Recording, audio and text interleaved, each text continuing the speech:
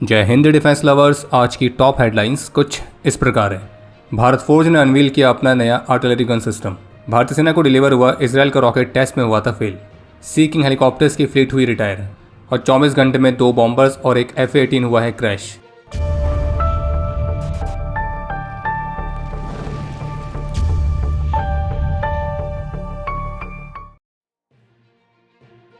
दुनिया के one of the largest international defence and security trade exhibition Eurosatory में भारत की डिफेंस कंपनीज ने अपने कमाल के प्रोडक्ट्स को शोकेस किए और इसी एग्जीबिशन में जो भारत की कल्याणी स्ट्रेटेजिक सिस्टम्स लिमिटेड है तो उन्होंने अपनी एक नई 155 mm की माउंटेड आर्टिलरी गन सिस्टम को भी अनवील किया है, जो कि हाईली मोबाइल है और उसे आसानी से डिप्लॉय भी किया जा सकता है। और ये दुनिया का पहला ऐसा 155 mm का आर्टिलरी गन सिस्टम है जिसे 4x4 के हाई मोबिलिटी व्हीकल के ऊपर माउंट किया गया है। बाकी कल्याणी के अलावा भारत की DRDO, MQ limited, Bharat electronics limited, टोनगो imaging, SMPP, armoured vehicles limited, तो इस तरह की और भी अलग अलग कंपनीज ने अपने अपने प्रोडक्ट्स को शोकेस किया है।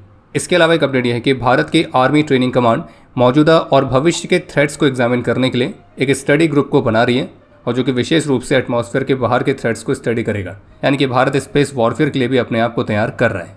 ये जो स्टडी है इसका टाइटल है space warfare the new high ground of conflict, और जिसमें एक नए बैटल ग्राउंड के तौर पर स्पेस में उभरते हुए नई रूपरेखा को आइडेंटिफाई करने के लिए, और वो भी विशेष रूप से भारत के कॉन्टेक्स्ट में, तो इन सभी चीज़ों को स्टडी किया जाएगा और फिर स्टडी के माध्यम से जो फाइंडिंग्स होंगी उसको कंपाइल करके पॉलिसी मेकर्स के लिए रिकमेंडेशंस पेश किए जाएंगे और इसके माध्यम से भारत की जो मौजूदा स्पेस कैपेबिलिटीज़ है उसका भी स्टॉक लिया जाएगा और जो हमारी एडवर्सरीज है उसकी स्पेस कैपेबिलिटीज़ किस लेवल की हैं तो उसका भी आकलन किया जाएगा और उसका हम पर क्या प्रभाव पड़ सकता है, और अन्य स्पेस पावर्स की भी कैपेबिलिटीज़ और डॉक्ट्रिन्स का एनालिसिस करके एक उभरते हुए थ्रेट्स और चैलेंजेस को डिफाइन किया जाएगा।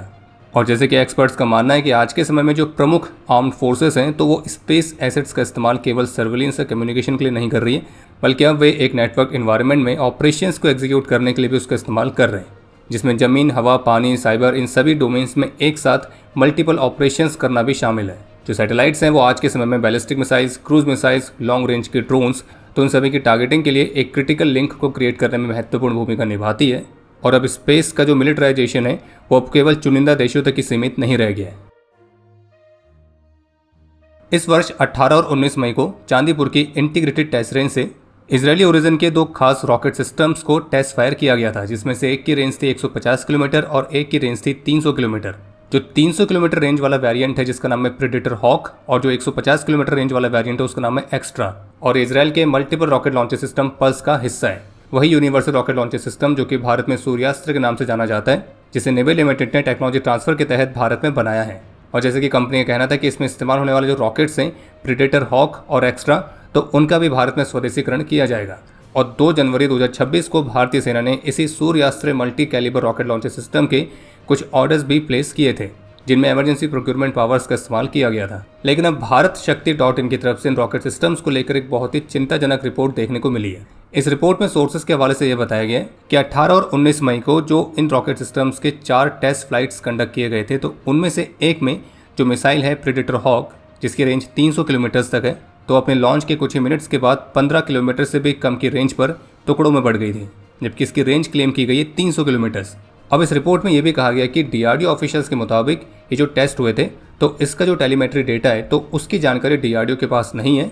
तो सबसे बड़ा प्रश्न यह है कि अगर डेटा DRDO प्रोसेस नहीं कर रही थी तो कौन कर रहा था। अब ये टेलीमेट्री डेटा है तो वो किसी भी तरह के फेलियर को जानने में मदद करता है, और भारत शक्ति की रिपोर्ट में इसी बात पर चिंता व्यक्त की गई है कि जो ये ट्रायल्स हुए थे तो इसका जो टेलीमेट्री डेटा है उसको DRDO ने प्रोसेस नहीं किया था, तो उसको किसने किया था, और ये ट्रांसपेरेंसी, अकाउंटेबिलिटी और स्वदेशी टेक्निकल अंडरस्टैंडिंग्स, तो इन सभी चीज़ों पर गंभीर प्रश्न उठाता है। इसके अलावा भारत शक्ति ने डिफेंस सोर्सेज के हवाले से कुछ और महत्वपूर्ण पहलुओं पर भी प्रश्न उठाए हैं, जो कि इन वेपन सिस्टम में स्क्रू ड्राइवर गिरी वाली हरकतें दिखाता है। इस बात पर प्रश्न उठाया गया कि ये जो प्लेटफॉर्म है जितनी तेज़ी से डिलीवर किया गया है तो वो भी काफ़ी सरप्राइजिंग है, क्योंकि ये पूरी प्रोसेस 6 महीने से भी कम समय में कंप्लीट हो गई और जनवरी 2026 में कॉन्ट्रैक्ट साइन कर दिया गया था। सिस्टम के जो फ्लाइट टेस्ट है वो 18-19 मई को कंडक्ट किए गए थे और उसके बाद रॉकेट लॉन्चर्स का पहला लॉट 23 मई को रवाना भी कर दिया गया। और जैसे कि आप सभी जानते हैं कि भारत में रक्षा खरीद कितना समय लेती है, लेकिन इस वाले मामले पर इसने नया रिकॉर्ड बनाया है और इस वेपन सिस्टम के यूज़र ट्रायल्स की भी कोई इन्फॉर्मेशन नहीं है।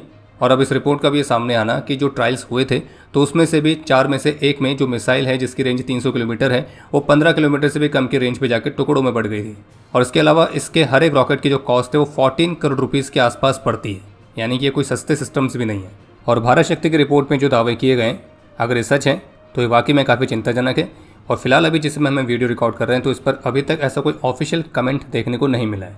और इस पर आपके जो भी विचार है आप उसे कमेंट सेक्शन में शेयर कर सकते हैं। और आगे बढ़ने से पहले आपको सूचित कर दें कि नीट के री एग्जामिनेशन से पहले एनटीए के रिकमेंडेशन पर भारत सरकार ने 22 जून तक के लिए टेलीग्राम के एक्सेस को देश भर के लिए रिस्ट्रिक्ट किया है।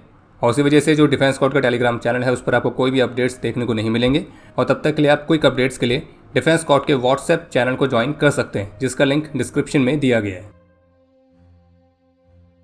ड्रोन्स, क्रूज मिसाइल्स तो इस तरह के एरियल थ्रेट्स के खिलाफ अपनी एयर डिफेंस मिसाइल ट्रेनिंग को और महत्वपूर्ण बढ़ावा देने के उद्देश्य के साथ अब भारतीय सेना इंटरमीडिएट टारगेट सिस्टम रॉकेट्स की खरीद कर रही है और जिसके लिए RFI जारी की गई है।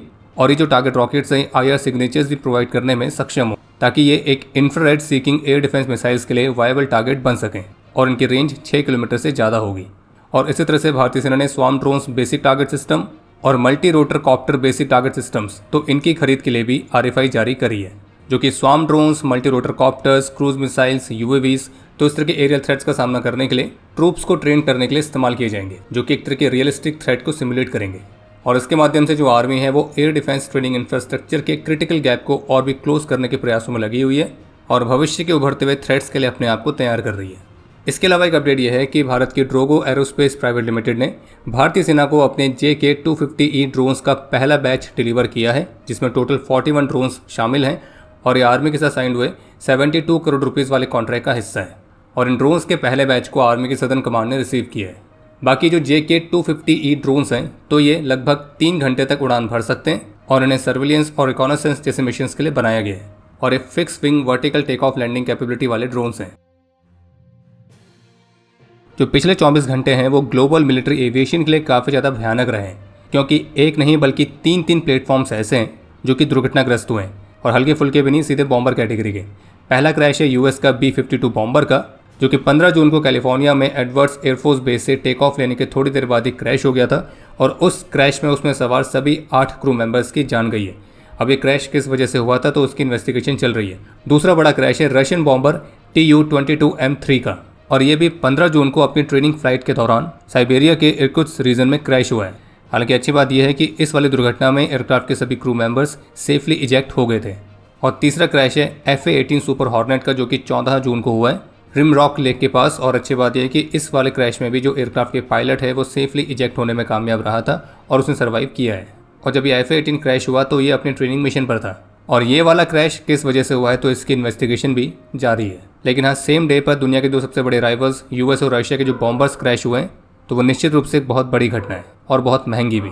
और इन घटनाओं का आपस में कोई लिंक है या नहीं है तो ऐसे कोई भी एविडेंस अभी तक तो देखने को नहीं मिले हैं और अभी तक तो ये केवल एक तरह का इत्तेफाक ही लग रहा है। भारत और स्लोवाकिया के जो लीडर्स हैं वो अपने बीच के डिफेंस कॉपरेशन को मजबूत करने के लिए सहमत हुए हैं और इस कोलैबोरेशन को बढ़ाने के लिए दोनों देशों की जो डिफेंस अथॉरिटीज़ हैं वो एक दूसरे के साथ कंसल्टेशंस और एक्सचेंजेस करेंगे रेगुलर बेसिस पर। और इसमें defence technologies, capacity building, research and development, defence industrial cooperation, इन सभी क्षेत्रों को देखा जाएगा।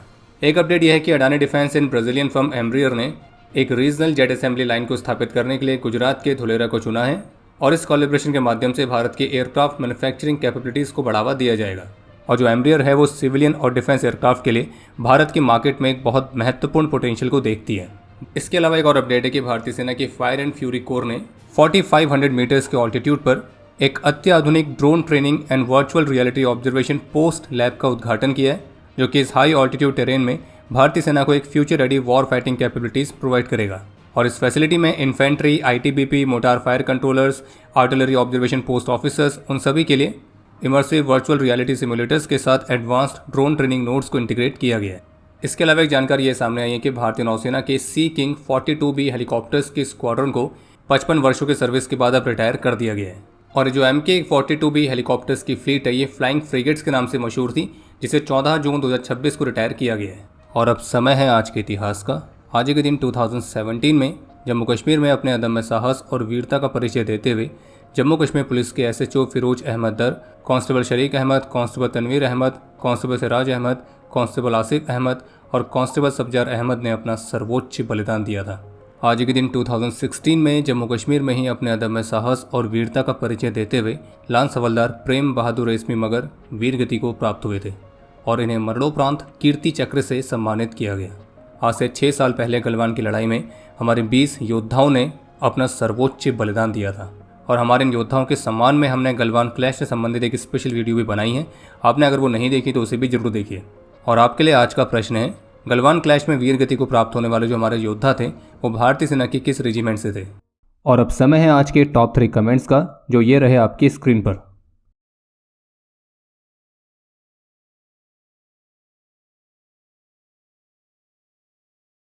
उम्मीद है आपको आज का एपिसोड पसंद आया होगा। पसंद आया तो वीडियो को लाइक करना ना भूलें।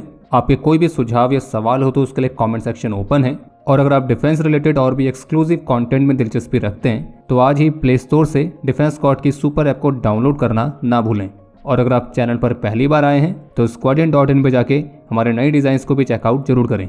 बाकी जल्द मिलेंगे नए एपिसोड के साथ। तब तक के लिए जय हिंद, जय भारत।